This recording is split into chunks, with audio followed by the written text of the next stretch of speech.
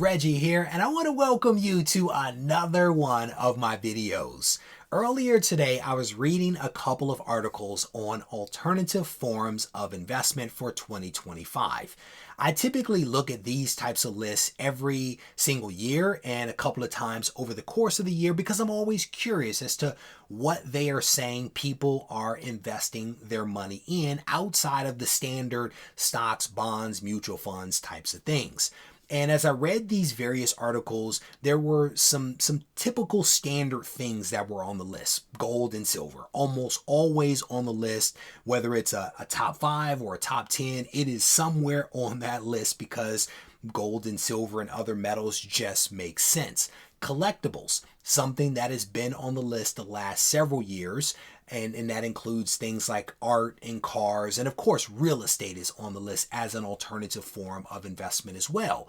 But there was something on one specific list that kind of jumped out at me, and it was this idea of fractional shares. And technically it was 2 articles that referenced this, fractional shares of art.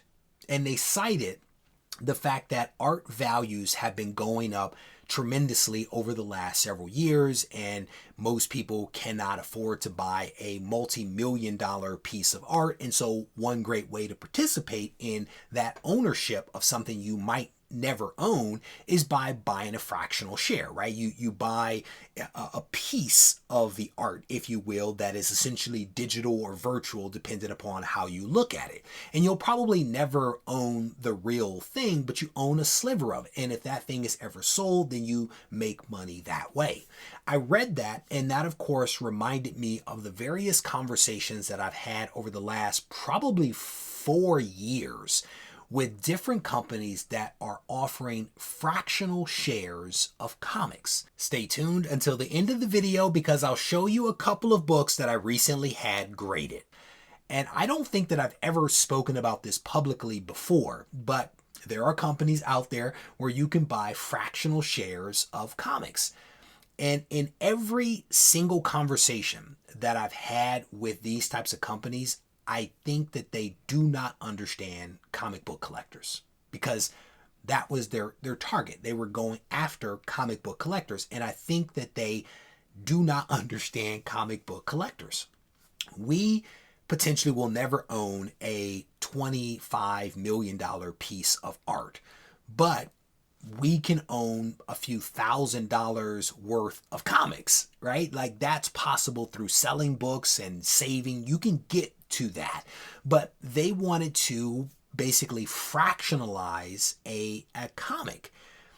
And I do not think that they appreciate that comic book collectors like tangible things.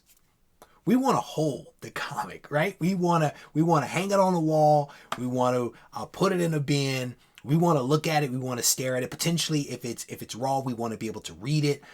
Comic book collectors want to hold things. They don't want fractional shares of something that they will never own. And these companies will make the argument back to me that you could own it, right? You buy up all of the fractional shares to a certain point where it triggers the sale and you can actually then buy that comic.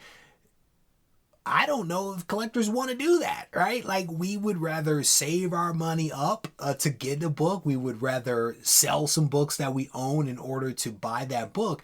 But this fractionalization works, I think, for things like art, but probably not for comics. Comics are different. And I think that the people that buy comics and collect comics, just as I've alluded to, think about things a little bit differently. And potentially there are pure investors out there that might be interested in that because they're not interested in the comic themselves. They're interested in making money. But even with that said, I think that a pure investor still wants to own the book because the magic, I think, comes from owning the book, selling the book, making that profit, not from owning a fraction of the book. I've spoken to several of these companies and I don't think that they ever truly understood it. They looked at comics as an alternative form of investment. And that was it. That was as far as they went. They did not consider the market and the people that are in the market and in the hobby, how they actually think. And that's probably why I never spoke about any of this publicly before, just because there was no point. But now there's a list. There's a list that is essentially talking about fractionalization as a thing. Maybe they do it for cards. I'm honestly not that in tune with it. But as far as comics go, I don't know if this is something that would ever take off.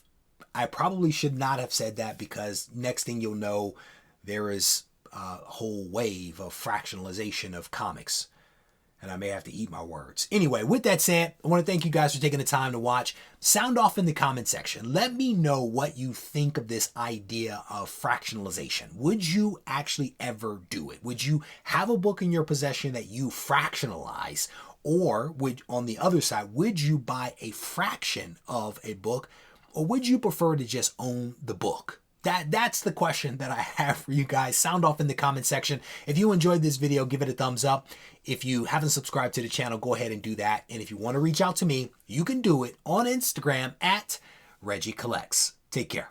On the table in front of me are 2 books that I recently sent in to have graded. I purchased both of these books raw. I had them cleaned and pressed by a third party and then sent them in to be graded. The very first one is one that I actually picked up while visiting my in-laws out in Arizona. This is Green Lantern issue number 59, the first appearance of Guy Gardner. This one came back a 3.5 with off-white pages. Really awesome comic, no doubt about it. Pleased to have that one in the collection. The next book is one that I actually picked up off of Instagram. Someone put this up on Instagram. I immediately bought it, held it for a while, and like I said, I finally sent it in to be graded. This is Detective Comics issue number 359, the origin and first appearance of Batgirl. As you guys know, I have been working diligently over the last couple of years to build up my collection of Silver Age DC comics. These are 2 that I picked up a while ago, and I finally got around to grading them, and I am pumped. I am glad that I did so. Hope you guys enjoyed this.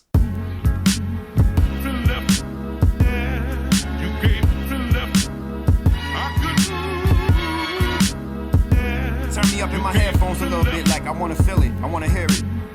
All right, that's it right there. I spoke.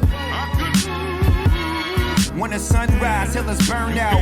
No place to recharge, so we gotta learn how. Conversations with OGs that got dreams that never worked out. So they become masters of dream analysis. They come in the form of barbers and schizos. Warhead with a big nose with his lip.